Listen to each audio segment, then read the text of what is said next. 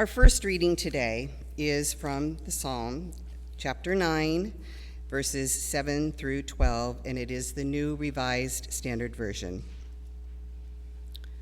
But the Lord sits enthroned forever. He has established his throne for judgment. He judges the world with righteousness. He judges the peoples with equity. The Lord is a stronghold for the oppressed, a stronghold in times of trouble. And those who know your name put their trust in you. For you, O Lord, have not forsaken those who seek you. Sing praises to the Lord who dwells in Zion. Declare his deeds among the peoples. For he who avenges blood is mindful of them. He does not forget the cry of the afflicted. Our second scripture reading this morning is from Deuteronomy chapter 15, verses 7 and 8, and also from the New Revised Standard Version.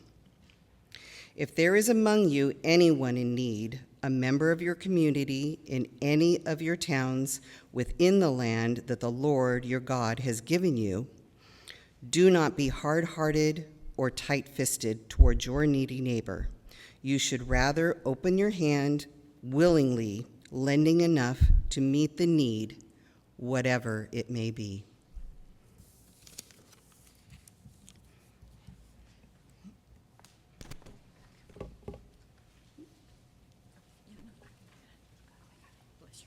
Thank you so much.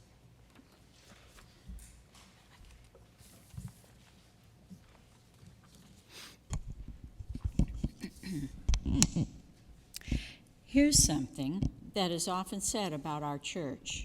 We step up and show up. This just doesn't come from people in our church. We hear it from folks in the community who are not associated with our church at all. After a few weeks ago, Pastor Jesse was talking to someone who donated some items to Uplift Boutique.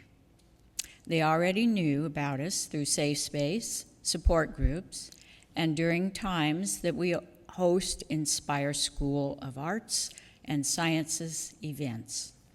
The person said, "You don't let any moss grow under your feet, do you?" Indeed, we do not. Back in 2015, our church made a conscious decision and commitment to use every room in our church for the purpose of ministry 7 days a week. It didn't take us long to meet that goal. It is a well-known fact that inward-focused churches dwindle and die, but churches that are turned to the needs of their communities manage to keep going. Many church leaders have discovered that when growth in numbers is a church's primary goal, they often lose sight of Jesus' mission and his ministry.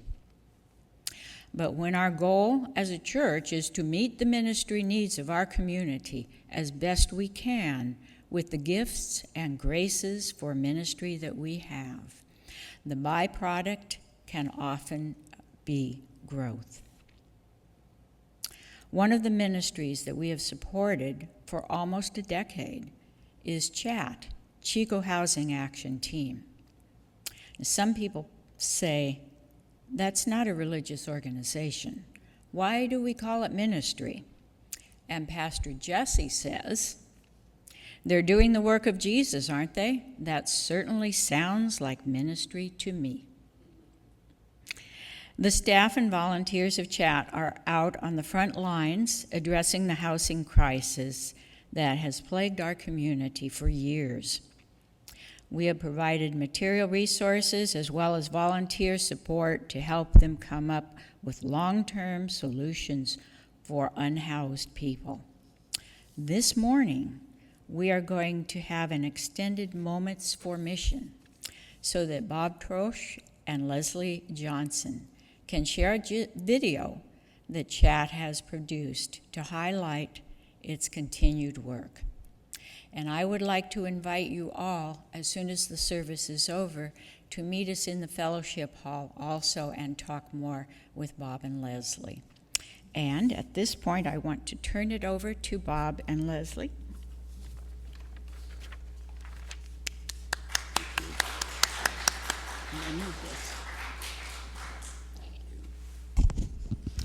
Thank you for inviting us to be here today.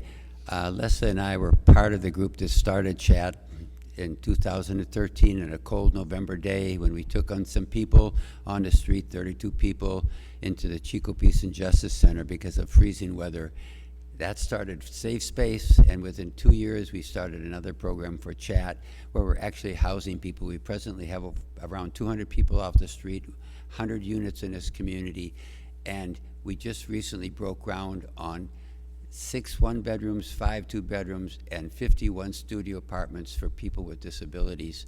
So we've grown dramatically, and we're going to be showing the video, which is about 2 years old. And if there's any questions, rather than speaking now, we'll wait until we have a question and answer period, because the movie speaks for itself.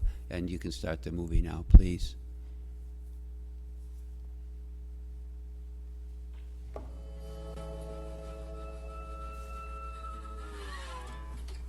My dad was always housed his whole life, although he was poor, but he always had a roof over his head.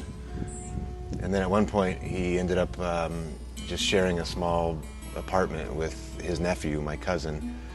And Dad would give my cousin his rent money each month, and then the cousin would add it to his own and give it to the landlord. And apparently at some point, the cousin stopped handing the money over and started using it for his own bills or whatever he was in debt or something. And my dad didn't realize that. And then one day the landlord just showed up and said, "All right, you guys got a week to be out of here."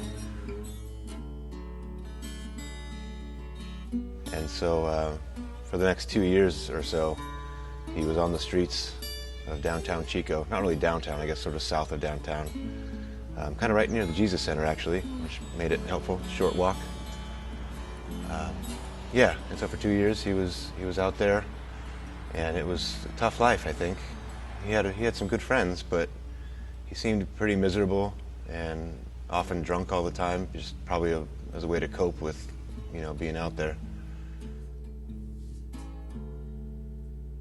He had some income from Social Security, though no rental history and no credit history. But yeah, Chat got him into one of their houses fairly early on in the program, and man, it saved him.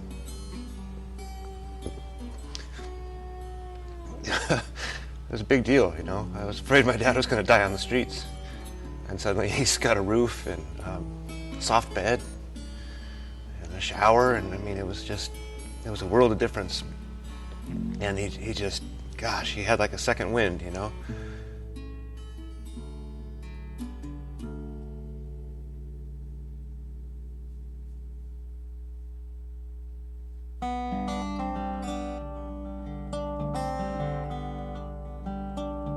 So here we are in the plaza, the Chico Plaza, and it's interesting that being here and looking around and thinking about the beginning of Chat, that right there, a half a block away, is the Peace Center where we had our very first gathering. And then a couple blocks over was the old Woodstocks where we used to have our meetings before we started doing anything with Chat. And then another block over is Trinity Methodist Church, one of the places we did Safe Space. The way Chat started, and the fact that we started as a rotating shelter, I think was so good for us because it was part of our educational process. We had been talking to, the COC, the Greater Chico Homeless Task Force, the director of the Trausch Shelter, the director of the Jesus Center. We were really trying to learn all we could, but then we started Safe Space so soon before we were really ready to do anything, just because we had this sense of urgency. And then we started learning from the people themselves that were out there. And I remember being up all night. I think it was at the Unitarian Church and different church, and just listening to people who couldn't sleep, and getting to know them. And some had wives and jobs and regular lives, and some had been runaways because of abuse at home. Everybody, or there'd be people who, while they were doing okay, they had a normal life, and the wife got really sick and lost all their money, and then she died, and he felt so lost. And once they lose their home, then it was really hard to ever get And people that are homeless, a lot of them do resort to they're in despair, so they resort to escapism, alcohol, whatever. I'd like to say a little bit more about some of the physical limitations of some of the guests. One night, well, actually over several nights, I realized that of all the people that I was supervising, more than half of them were using either a cane, a walker, a motorized vehicle. More than half of the people who were lined up along that wall had to use auxiliary walking devices, just to give you a feel for the infirmities that they had. Mm-hmm. Yeah. I mean, coughing, bronchitis, pneumonia, all these respiratory ailments, as well as people having diabetes, and oh my gosh, so many health issues. And it was like being in a hospital ward sometimes. Once I went to that meeting with the county about the 10-year plan, my journey always was, in my mind, was housing. Yeah, it wasn't I safe remember space. that. It was always, for me, that was my mantra. That's why I put together that trip to Oregon and Washington to film all these different public people to find out how they were doing it, to find their practices, and then kind of come back and look for best practices here, because I thought a temporary shelter is something, and we need them. We could use, tent camps. We could use all kinds of things. But the reality is, to really have someone heal, you need to house them. And so that was always, for me, my goal was housing people. It took almost 2 years before we got our first house. September 1st of 2015. The reason we went to the Master Lease Program is because we couldn't get anyone to actually see and believe in the concept of tiny homes. So we had a friend that was working for the county, and she had a mother who owned some homes. And she came to us and said, Les, Bob, I think that my mother would be willing to rent you a home. So this was our test home, kind of. We were testing ourselves, we were testing the people, what worked. Do we meet every week? Do we give them freedom? Do we let alcohol in? Do we not let alcohol and drugs in? Pony and Terry, who are over here, if they could step in here and give me a hug. And Hi. they were living on the street, actually working, but homeless. And we met them at Woodstock, and we said, okay, guys, you're going to be part of Chat One. It was the most exciting thing we ever heard when they told us, because Yeah. we were sleeping outside. We couldn't save money worth the life of us. Our credit was horrible. We just couldn't get a place, And when Chat just came to us out of nowhere, Will actually came to us and said, hey, well, we're starting this thing where we're housing people, And he said, fill out an application and we'll interview you. And we were just so excited, and Super then we excited, met everybody, yep. and then they said yes, and we were even more excited, and then we were like, when do we move in? Yeah. And then they told us the day up, yes, you guys can, it was September 1st, you guys can move in today. Right then, we were like, okay, let's We go. went in there was one mattress, we had one suitcase, one backpack, and we were the happiest people alive at the time. We Yeah, had a so bathroom, awesome. we had a kitchen, you know what I mean? We had everything. Everybody's working full-time, everybody's Full-time, being and then some. productive. Members of society, How long have you had the same jobs? I've been there 3.5 years now, and she's been there. 4.5, almost 4.5. And you've been able to purchase vehicles, you've been Yep. able to save some money, and I hope in not that too distant future, you'll be able to purchase a home. That's Yes, right. Yep. that's our goal. Yep, we're definitely saving for that, living comfortably and Living comfortably. doing yeah. good, 1 year later, almost March 31st of 2016, we got our second house. And then things started to explode, but it took us that long. It took us 9 months to actually get our second home. And it's exciting to see the community behind us. And the more we do, the more support we get, which is really interesting. The more we do, the more people come out to actually help. Another service that Chat provides is someone getting off the street has a community around them, family around them to make it through. And sometimes, in particular, this house where we had someone that was at the last phase of their life. They lived here for quite a while, but then they found out it was the last phase of their life. And people like this one right here and the other people in the house 24/7 took care of this person. They said, they're not leaving this house. We're going to take care of them. And they did until 2 days before his passing. And to me, that's what family is all about. It's been a very stable house and a family house all along its history. So this is Donald. Yeah. I went from cloud surfing, ex-wife to girlfriend, tourist shelter. Soon they showed me all type of opportunities. On how to get out of the situation that you're in, that you're not used to being in. I just didn't want to burden family members. I could have went to their house, even the ones out here, but I said, no, I gotta be able to do myself. You know, I gotta be able to put my own stuff up. See you next time, bro. Yep, anytime. All right. Anytime. I love you. Love you too, man. Yeah. Yep. All right, guys. There needs to be houses that specifically are for those who suffer homelessness, but also mental illness. And what we need to understand when we're housing people with mental illness, we have to make sure that they're taking their medications on a regular basis. We have to make sure that they know how to shop. We have to make sure so there's household things that we teach them. So it's not just taking people, throwing in a house, letting them go in a neighborhood. The beautiful thing about Harmony House is that we taught them how to grocery shop. I came over and taught them how to cook, and we made a board in the living room that had weeks on it. And what we would do is we'd plan our meal plan, and then I would take them shopping, and we'd plan the meals, and then we'd have family style meals. So that way not everybody's arguing over whose food is whose food. These were lost souls, some of them in severe mental illness.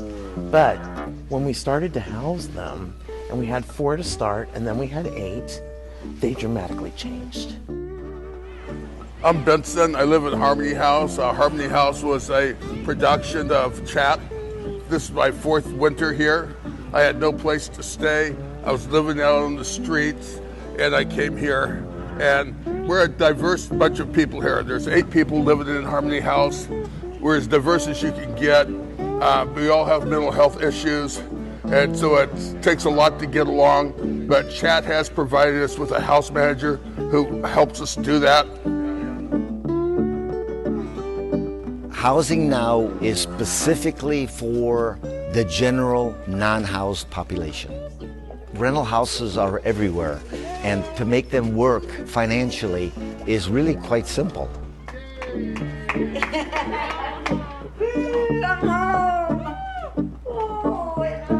You're renting a bedroom, you're not renting the whole house. And if you put 3 people in a 3-bedroom house, it certainly makes it workable. And then case management, meeting every week with people and just listening to their stories.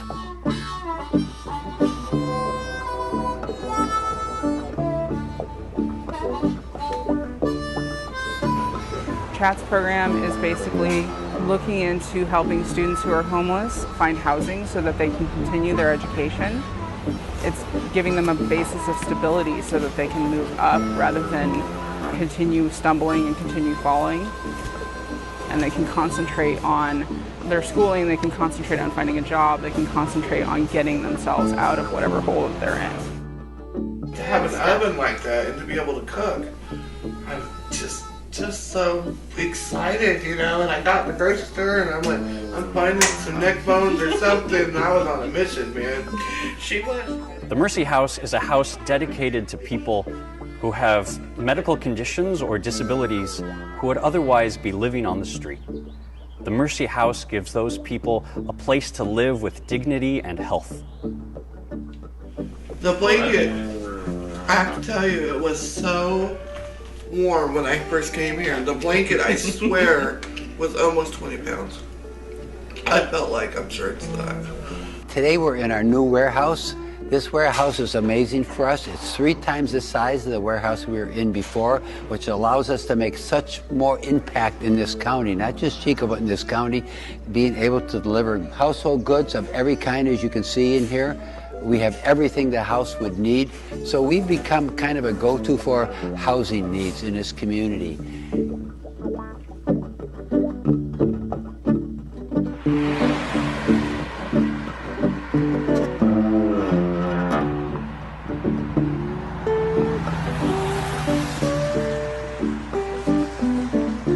CAMP stands for Campfire Housing Access Model Program. And so we are a landlord incentive program that are helping many people who've been impacted by the fire directly or indirectly get into long-term housing. That is our goal.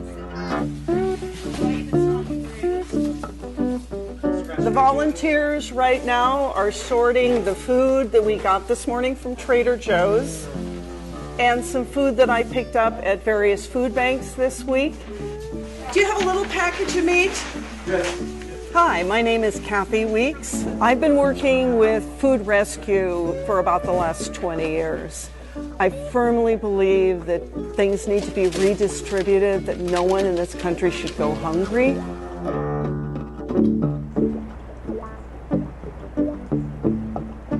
This is our Veterans House. This is one of our newest programs under our Housing Now program. We felt that we needed to respond to the number of veterans in our community who are unhoused for different reasons. And this is our newest place. It's a wonderful house. Again, one of the great people in our community knew that we needed a house for veterans and stepped forward and rented this house to us. And we're so excited to have the veterans in here. These people have used their life to protect this country, and we're thrilled to be able to have Chat step up and help them in their lives. My name is Joe Rogers. I'm a resident at the Chat's Veterans House. You know, for me, this place was a lifesaver when, you know, both financial and housing disaster hit at the same time.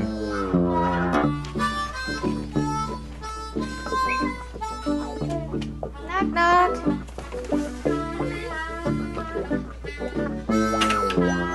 Hey, how are you today? Great. How are you? Good. It's kind of smoky, isn't it? I know. It's flying around everywhere. So I brought some clothes. I don't know if you'll want them, but they're size 10, 12. Oh, that'd be perfect for the girls. Awesome. Hey, girls. Girls. Look at Amanda bought us some clothes. I think it'd be perfect. So Hand Up Supportive Housing, or HUSH, is an intense case management program only for families. We surround them with services and resources. Oh, you did? Did you go get those badges? In the HUSH program, we focus on housing, finances, mental health, physical health, education. This is a temporary program, so we supply intermediate housing right away. Here we are in Everhart Village. This is one of Chat's most exciting projects, I think, because it's so unique and special. This is a place where we'll be able to shelter about 20 people who are behavioral health clients. They have special needs, and they will actually have severe mental illness, and they're people who have been living without housing. And of course, for people that are unhoused and have mental illness, it's very difficult to really be able to stay on a treatment plan. People that are unhoused lose their phone.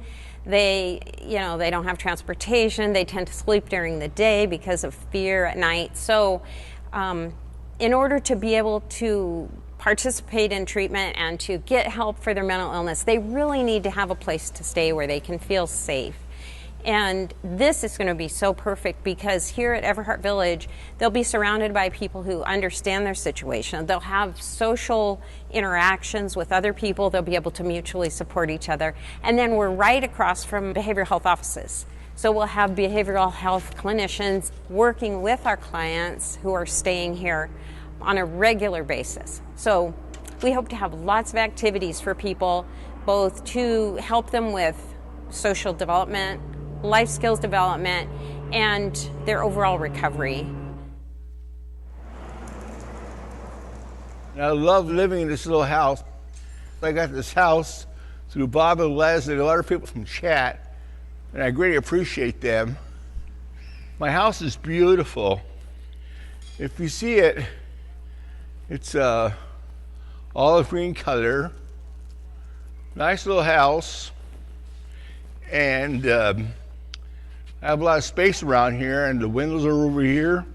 And then over here, I planted some plants that were provided by the owner.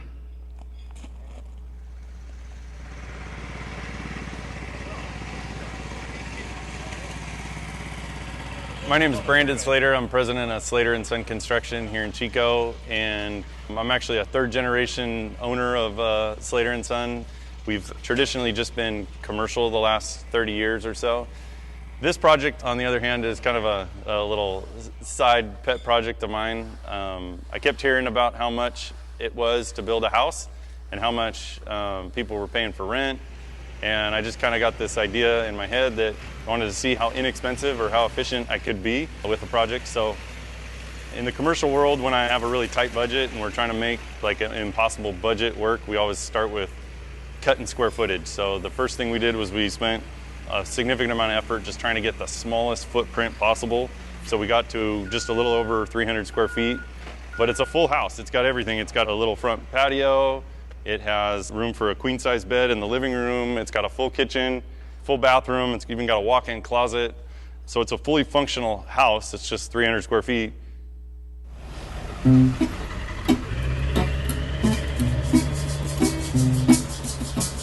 Welcome to Chat's new office. We are so excited and grateful to be on the land of the Mechoopda, and literally in their office they've shared with us as we've grown in capacity, we need space for staff and residents to enjoy. So come on in, let me show you.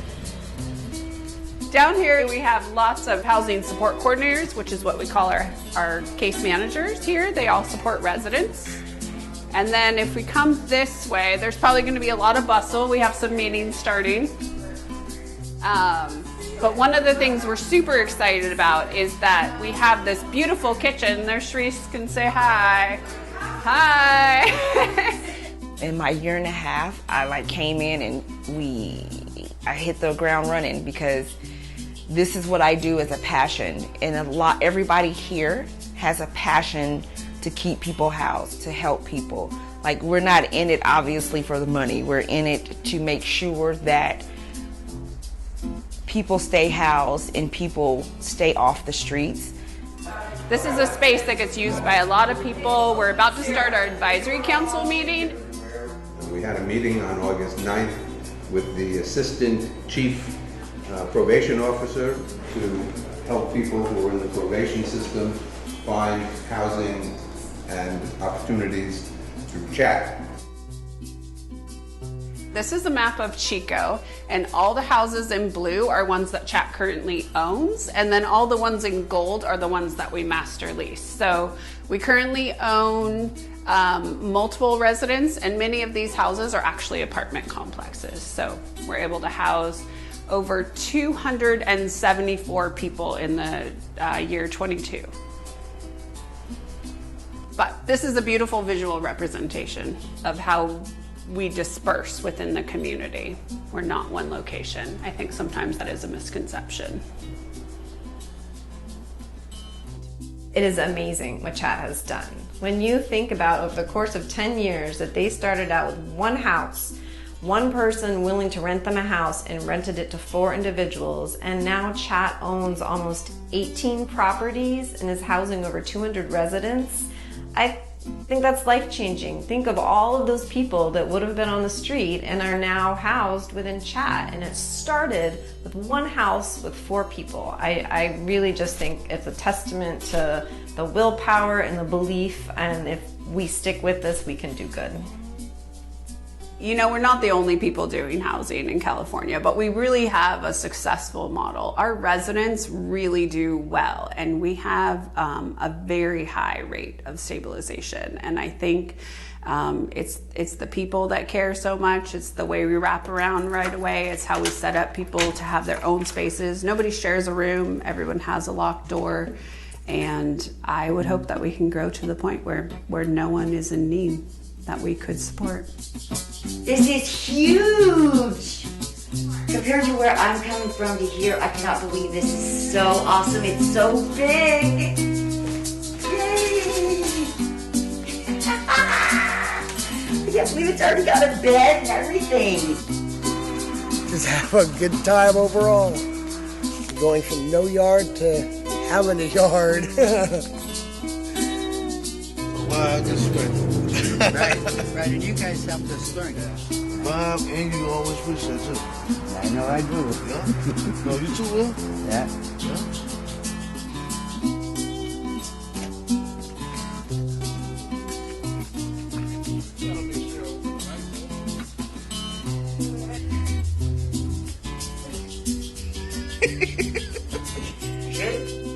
Here for here.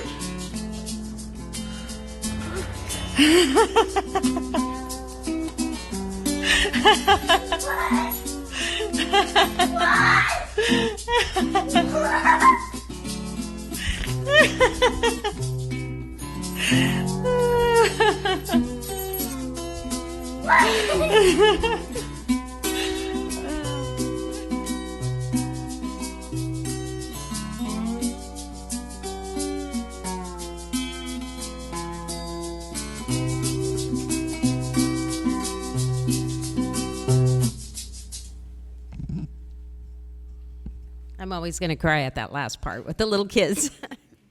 How excited they are when they get to see that they have a place.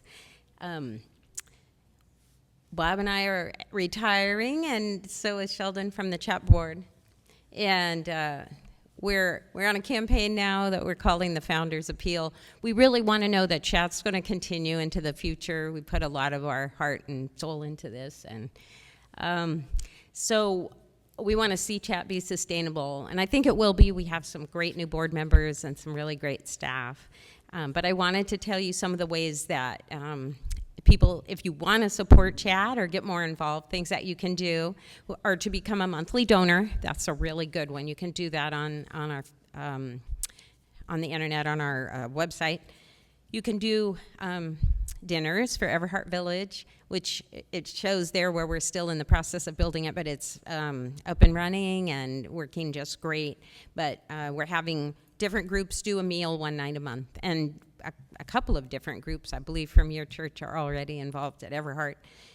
We also can use volunteers in the office, volunteers with our fundraising committee. Right now we're on a house parties kick, and that's been going really well. We're having another house party this week, and that's been great because it's a chance for people to let their friends know more about chat. And then there's also something that some people have a retirement program where you have to take a required minimum distribution, and some people have offered to just go ahead and make that distribution to chat or a charity of your choice, because that saves you the having to pay taxes on that distribution. We also need furniture donations all the time to replenish our warehouse and help with our food program, food deliveries. And then finally, one of the best things to help chat be sustainable through the long term is considering chat in your estate planning, and maybe leave something to chat in your will. So we'll be talking more. Bob might have something more, but we'll be available if you have questions. And we'll have some newsletters and more information in the social hall. Just real quick, I think you can see from this video, chat is life-changing, and that's what is special about chat. The people that we have working with us actually really care and really make a difference in lives. And we find that people coming from the street many times are broken, they've had a horrible life. We don't judge that, we go forward, and what we discover is when they know the chat isn't going away, they start healing. And that's the beauty of chat. And we also, we're opportunistic. When there's something out there that we need to do, we look at it, we say, okay, we can do that. We don't argue, we don't blame. Chat has stayed above the fray and just works to house people and keep them housed. And again, we can talk more. We're solution-based, yes. Okay. Thank you so much. Again, thanks for inviting us.